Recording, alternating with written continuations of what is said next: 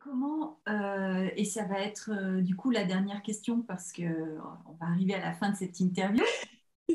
Comment cette médiumnité, tu l'as intégrée, toi, Loane, dans ta vie par rapport à cette spiritualité? Quel sens ça a donné à ta vie? En fait, la médiumnité, c'est comme manger, boire, dormir, hein. Non, mais à un moment donné, il faut dire les choses telles qu'elles sont. Ça n'a rien d'extraordinaire. J'entends, je vois, je goûte, je ressens. C'est exactement la même chose. C'est pas parce que ça touche des manifestations plus subtiles que c'est différent. C'est exactement la même chose. Ouais, ouais, on est Voilà. d'accord. On est d'accord. Sauf que, et tu en parles dans le livre, et je le vis concrètement depuis l'enfance, sauf que déjà on ne s'en rend pas compte, mais on est très très très très sensible. Et du coup, on va avoir des informations qui nous viennent. On ne sait Oui, pas trop ce que c'est. Et alors, tu parles d'un truc sur le couple, ça m'a beaucoup amusé. Un couple, bon, les deux développent pas de médiumnité. Pas grave, c'est pas l'objet du propos. L'un développe une médiumnité, pas l'autre. Aïe, comment ça coincer? On va voir, voilà, un petit peu, voilà, des psys pour aller travailler un petit peu le couple. Et puis les deux développent la médiumnité. Ouh, le bordel, le bazar, parce que les deux sont très sensibles. Et c'est pour ça que je te dis, tu parles de sensibilité, et moi, ça me parle parce que la sensibilité, c'est la manière d'être au monde, tu vois. C'est comme ça que je la vois, oui. la manière d'être en relation et d'être au monde avec les autres, avec soi, hein. Et donc, plus tu captes, parce que, ok, tu peux, dans ma pratique de magnétisme, je l'utilise énormément, mais jusque-là, je l'utilisais très, très peu, et je croyais que tout était à l'intérieur de moi, en fait. Tu vois, je rentrais dans une pièce, je sentais trop de choses. Je rencontre quelqu'un, je sais plein de choses aussi. Tu parles de ça dans le livre, la manière dont les gens vont se servir de ça. Et c'est vrai, pour moi, je l'ai vécu comme une grande responsabilité. Je n'avais juste pas du tout envie de m'en servir, pas du tout. Je voulais même pas être ça. Je voulais être normale. Bon. Mais tu vois un peu le formatage. Ouais, Être normal, ce n'est ouais, pas sentir. c'est le formatage. Moi, je l'ai bien Non, mais compris. c'est terrible. Alors que sentir, c'est on ne peut plus naturel. Naturel. C'est naturel.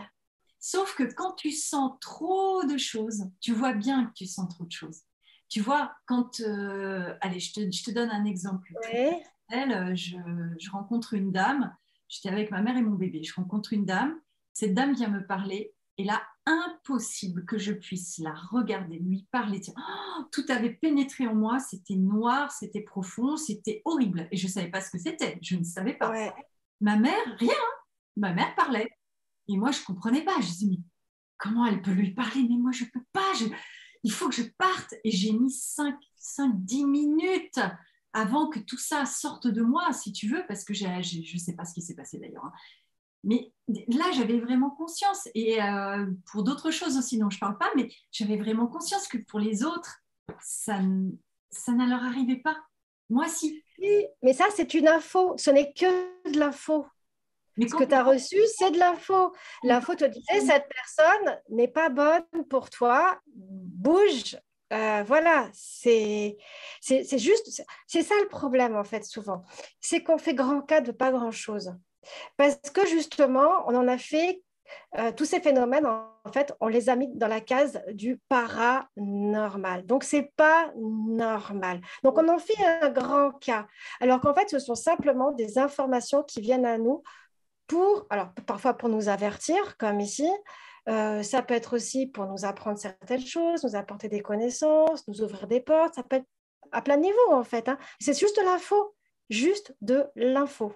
Ensuite, on voit ce qu'on en fait. On peut en effet dire, bah, cette info ne m'intéresse pas parce qu'elle n'a rien à faire dans ma vie, enfin je vois pas, voilà, ça n'a pas d'intérêt, donc je la mets de côté ou cette info, ah oui, ça me parle et donc je la prends très au sérieux et je la mets, voilà, pour le coup, je la conserve précieusement.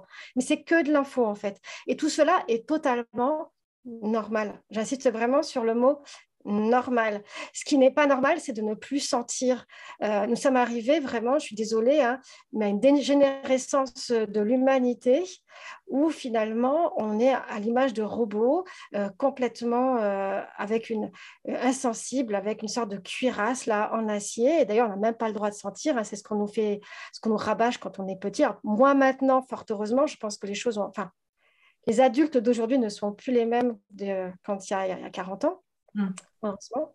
Enfin, on a un petit peu évolué, la société a progressivement à son rythme, mais combien de fois on a pu entendre dans notre enfance ne t'écoute pas, c'est rien, relève-toi, mais non, mais qu'est-ce que tu vas chercher là? Ce sont des histoires, mais qu'est-ce que tu racontes?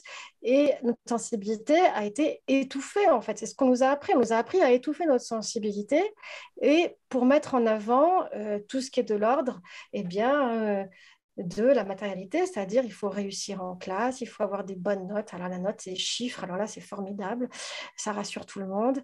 Et voilà, et avoir une fonction dans la société, parce que c'est ça, hein, l'école nous prépare juste à avoir une fonction dans la société. C'est pas du tout fait pour nous épanouir, nous apprendre quoi que ce soit. Hein. Non, non, Euh, c'est pour s'intégrer au système. Voilà. juste ça, c'est tout. Vivre le système, c'est exactement ça. Mais Exactement. quand tu... Donc, en fait, j'ai envie de dire, l'heure est venue, et je pense il est vraiment temps de redevenir des humains à part entière. Oui, mais tu vois, c'est là où je te pose la question. Quand tu es jeune, tu es Ouais. un système en fait. Hein. Tu es là, tu es dans un système, tu captes. Parce que bah, toi, je ne sais pas pourquoi, ça ne s'est pas arrêté. Enfin, moi, je ne sais pas pourquoi, ça ne s'est pas arrêté. Toi non plus. Donc, la norme, ce serait d'être comme nous. C'est ce que tu dis. Ah, mais complètement. Pas le cas. C'est qu'au quotidien, tu vois que les autres, c'est pas le cas pour eux.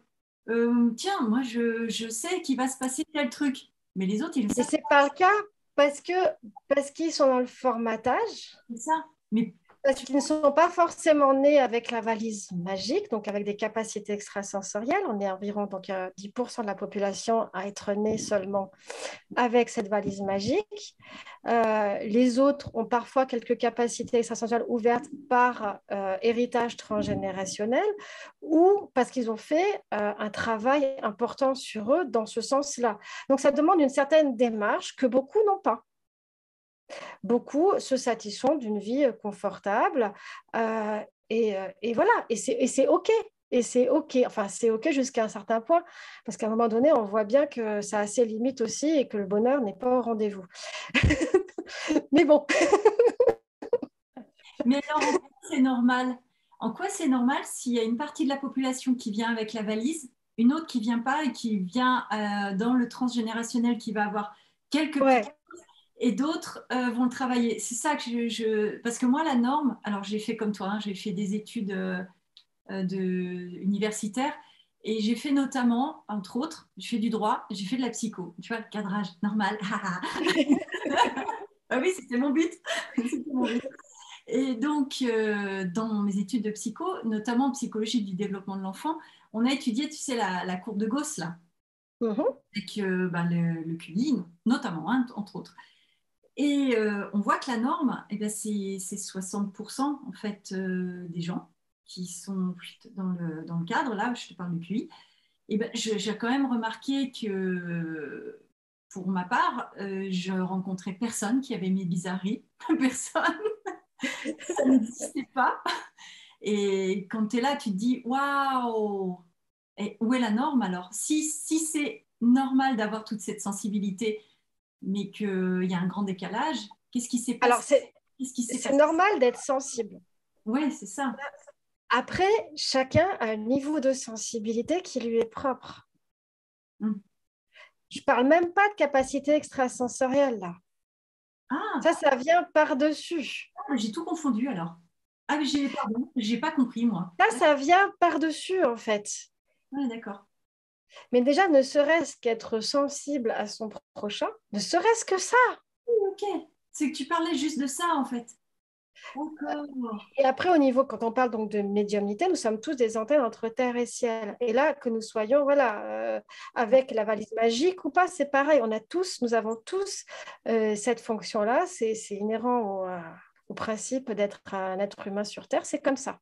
Mais c'est ce que tu disais tout à l'heure, animal, plante, humain, on est tous interdits. Exactement, c'est comme ça. Et simplement, on ne l'a pas reconnu. C'est un problème de reconnaissance. Hmm. D'abord, il est important de le reconnaître. Et puis, une fois qu'on l'a reconnu, eh bien, on voit ce qu'on en fait. En D'accord. effet, chez certaines personnes, ça aura du sens, ça se développera. Et chez d'autres, peut-être que ça en aura un petit peu moins. Mais au moins, même si ça se développe moins, il y a toujours cette base. Il y a cette base qui est essentielle, qui est une sensibilité, notre cerveau droit, qui est là et qui demande à aussi être sollicité. Ah, mais moi, j'avais rien compris. C'est génial. Direct. J'ai C'est lu, parce que souvent, la médiumnité, on est dans l'extraordinaire. je jure que je l'ai lu. C'est toujours le même piège, l'extraordinaire et du sensationnel. On veut que le médium soit waouh. Mais en fait, le waouh, c'est, je veux dire, c'est comme le foot, quoi.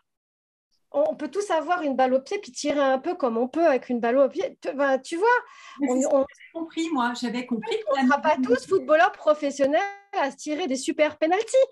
C'est le même principe. Non, mais Mais on moi, peut tous avoir la balle au pied. ce que j'avais compris, c'était que c'est normal d'être médium et d'avoir des capacités extrasensorielles. Voilà, Non. c'est exactement ce que j'avais compris. Hein, Non. En fait, ce qui est normal, c'est d'être sensible et d'être médium dans le sens d'être ce pont entre terre et ciel. Ouais, D'accord. Et d'avoir cette sensibilité qui nous d'accord. relie les uns et les autres. D'accord. Et je vais même aller un peu plus loin, cette quête de sens, allez, soyons fous, qui nous relie aussi les uns à les autres, puisque c'est reconnaître que nous portons tous l'étincelle de vie en nous, et donc nous sommes tous interconnectés. Soyons fous. Pour moi, ça c'est normal. Hein. Voilà, c'est ça. Après, pour l'instant, en tout cas à l'heure d'aujourd'hui, la valise magique, c'est 10% de la population à peu près qui naît avec. En fait, c'est 9,8 pour être plus exact. Tu as fait des stats là-dessus, toi. Ben, en fait, ils me le disent. J'ai rien à faire. J'ai l'info, j'ai l'oreillette, ils me le donnent. D'accord. En fait, au fur et à mesure, ça progresse, ça augmente. D'accord. Donc, il y a quelques années, on était plutôt autour de 7. Maintenant, on est, tu vois, 9, ils me disent, pour aller, soyons fous, 9,85. Tu vois, alors, ils peuvent même rajouter un petit peu des chiffres après la virgule si on veut. Ah, ils sont précis. Sachant que c'est 9,85 et avec plein de choses derrière la virgule, sont éparpillés sur tout le globe. Hein. Ce n'est pas uniquement le monde occidental. Hein. C'est toute ethnie humaine confondue. Ça, c'est important aussi de le rappeler. Oui. C'est vrai. Enfin, Bah oui, parce qu'on a l'impression parfois que c'est un phénomène occidental, et pas du tout. Il faut arrêter. bon. Dans l'Afrique, il y en a aussi, hein, et heureusement. Mais c'est même en Occident, je trouve qu'on est même déjà culturellement beaucoup plus en retard parce qu'on a eu ce formatage hein, pendant des années. Oui, tout à fait. Il y a plein de thématiques qui sont d'une banalité extrême Oui. dans beaucoup de pays du monde, on va dire même dans la grande majorité du monde. Et pour nous, c'est encore extraordinaire. C'est bien extraordinaire. Extraordinaire. Quelque chose, qu'est-ce qu'on a fait? Alors, comment il suffit de voyager pour se rendre compte que c'est... Il y a une base, en fait, qui est une banalité totale dans la phénoménologie du monde invisible, ou de l'interaction avec les mondes invisibles.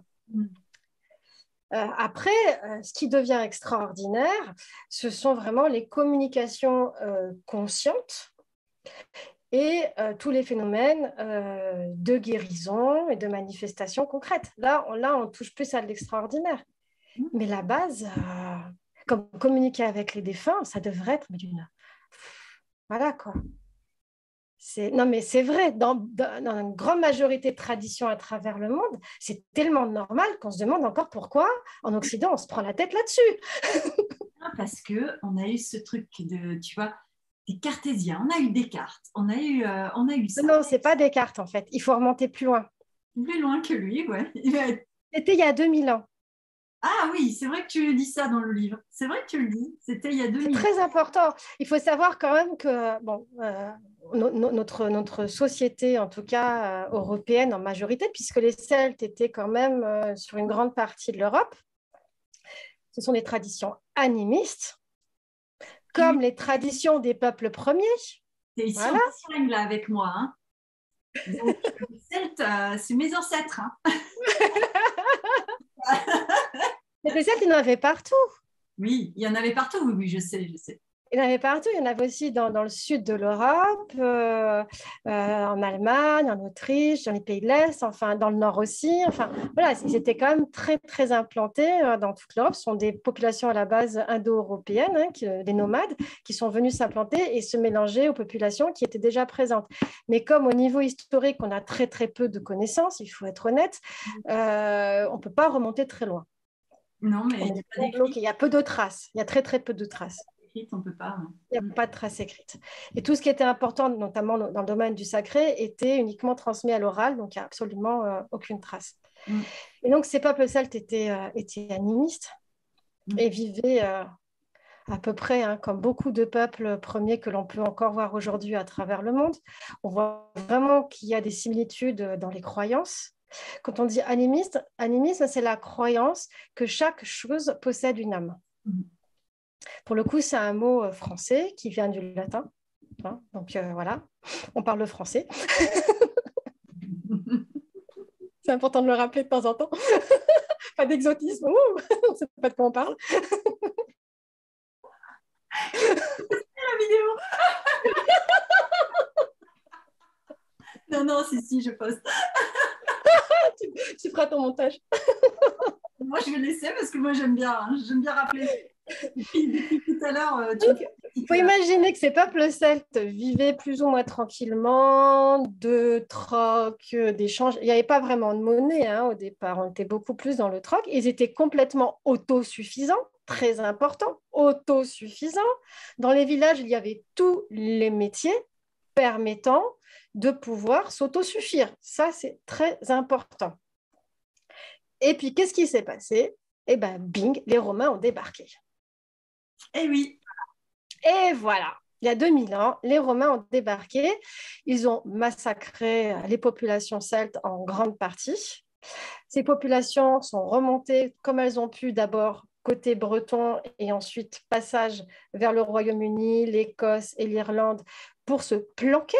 Il faut quand même dire les choses. C'est une question de planquage géographique parce qu'il était plus difficile ensuite de passer les mers, etc. Puis c'est des zones encore sauvages, donc attention, on ne savait pas trop qui on allait trouver. Donc, c'était une façon d'échapper aux Romains, mais quand même, en grande majorité, elles ont été soit assimilées, soit massacrées, ces populations celtes. Et les Romains nous ont imposé leur manière de voir la vie. Donc, une vie très hiérarchisée, très matérialiste, où la femme est délibérément en dessous de l'homme, ça on l'a bien compris. Parce que ce n'était pas le cas en Bretagne. Pas du tout. Et est arrivée aussi la monnaie, avec tout ce que cela comprend. Et en fait, nous vivons depuis 2000 ans sous la propagande romaine. Oh, cette propagande romaine qui s'est ensuite travestie en, je suis désolée pour certains, religion catholique. Je suis d'accord. C'est bien. Tu fais quoi, ton âme? Elle a quelle signature et qui a continué à envahir le monde à travers la religion catholique et qui continue à imposer son dogme, sachant que la religion catholique n'a rien à voir avec la chrétienté telle qu'elle a été élaborée à la base. Le message premier, oui. Oui. Mais c'est souvent comme ça, les messages premiers sont dévoyés. Ah, c'est marrant, il y a une coupure à ce moment-là. C'est intéressant, les messages premiers sont dévoyés, c'est pas bizarrement ça coupe, tu vois. Oui, c'est voilà. Donc il est temps de sortir de ces 2000 ans-là. Là, d'ailleurs, ces 2000 ans correspondent à l'ère du poisson. Et là, nous passons à l'ère du Verseau. La bascule est en train de se faire. Il paraît. On a parlé toutes les deux. Je ne sais pas si tu te souviens, Loane, de notre interview où je t'avais posé cette question. Est-ce que tu as l'impression d'un basculement, d'un petit peu d'une urgence, de quelque chose qui change dans ces temps-là? Tu m'avais dit oui. Oui. Oui. Et c'était avant le Covid. Notre interview était il y a 3 ans, je crois. Oui. je crois. Non, je ne sais plus. Non, non, pas autant. Je sais plus, mais c'est pas grave. Ah, de toute façon, j'ai Mais mon oui, oui, en tout cas, ouais, c'est c'était en peut-être. train de frictionner même, je dirais, en ce moment. Ah ouais, non, c'était peut-être au début du Covid, ouais. Ouais. Ah oui, On c'était. voit ça tiraille de tous les côtés, hein. C'est pour ça que Ouais. les... c'est un peu comme s'il y avait deux équipes, une corde, et puis chacun tire de, de son côté. L'ère du verso, c'est ça. C'est l'ère de la solidarité, du retour à l'équilibre. Il n'y a plus de hiérarchie, tout le monde est sur le même plan. Et Ouais, on mais peut se baser, on peut se, voilà, parler d'égal à égal, et donc se rassembler sans qu'il y ait des a priori ou des jugements divers et variés. Enfin voilà, on passe à autre chose là. ouais, mais on n'y est pas. Non, non, ça tiraille. Ça tiraille. Parce que c'est vrai, à la base, on est tous une seule et même chose. Mais on part dans ce qu'on est. Ce que dont, voilà, on part dans Ouais, je m'identifie à ça, je m'identifie à cette croyance, à ce truc, à ce machin. Eh ben non, ben non, t'es pas ça. Et non, je ne suis pas ça. Et donc c'est ça qui nous divise, ce sont nos illusions. T'en parles aussi hein, dans le livre, j'aime bien ton livre. Il est sympa. merci. Ah, c'est vrai. Ça fait plaisir parce que quand j'écris, je ne sais pas du tout comment ça va être reçu. À chaque fois, c'est Et le mystère, hein. c'est reçu comment alors? Bah, j'avoue qu'avec tout ce qui s'est passé, malheureusement, j'ai très peu de contact avec le public. Parce qu'on a été privé de salon du livre, on a été privé de conférences, etc. Et ce qui me manque énormément. Et ouais, j'ai hâte de retrouver ce contact avec le public. Oui. Alors c'est vrai qu'avec les interviews, tu dois en avoir d'autres, j'imagine, mais ça te permet de retrouver ce contact-là, mais il y a plus les questions directes en fait. Ouais, ouais, cette espèce de connivence qu'on peut avoir avec le lecteur. Ah, c'est ça c'est dommage. Et puis, tu as les retours complètement intimes quand tu écris un livre, tu as ça m'a parlé pour telle chose, moi j'ai pu expérimenter, et ça te nourrit en fait. Ouais. Ouais. Eh bien, on va finir là-dessus, ma chère Loane. Merci encore pour ce grand moment qu'on a eu, parce que là, il y a eu des grands moments. Je ne sais pas comment tu as vécu, mais moi aussi. Si tu viens de regarder,